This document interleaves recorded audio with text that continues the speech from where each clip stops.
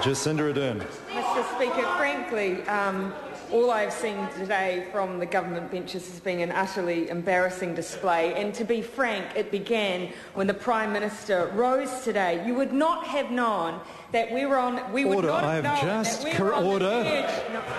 I have just corrected a member of the National Party. Let me now pull up a member of the Labor Party. Every time the member says you would not have known, she implies the Speaker would not have known. I can assure you the Speaker does know.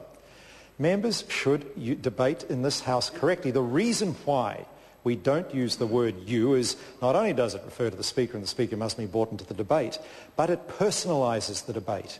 The reason for not using that part of speech is to avoid personal attacks in this House. You do this or you did that. And I ask members that it is a long-standing tradition. And I don't want to have been unfair to Mr Bennett and allow Ms Ardern to get away with it. Members shouldn't do that. Jacinda Ardern. Thank you, Mr Speaker. Strike one versus strike 200 is the only point I would make. But from the contribution that we had from the Prime Minister today, we would not have known that we were on the verge of a zero budget. The display that we saw from the government almost implied that what we would be presented with tomorrow would somehow be a joyous occasion. I saw an empathy-free comedian on that side of the House today, an empathy-free comedian of ashamed proportions. When did a $16 billion deficit become funny? That is the question that I have for the government. When did 6.6% unemployment become a joke? And the point that I wish to make today is that at no point should we assume that the budget that will be presented to us tomorrow is by any means a default budget.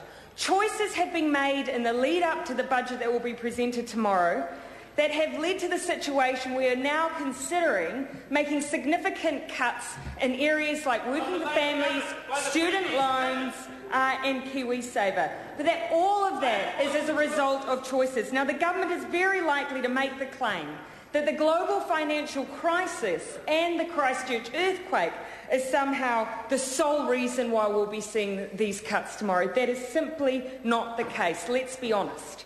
Political commentary from TVNZ is one of the few areas where I've seen the acknowledgement that the economy was stalling. Mr Quinn, the economy was stalling well before the first Christchurch earthquake. That is the truth. We knew that. And the reason for that, because the government never had a plan. Not before and not after. There was never a plan for growth. And let's also be honest about the three areas that the government is now targeting. Working for families, before they came into government, they described as communism. Working for families was communism.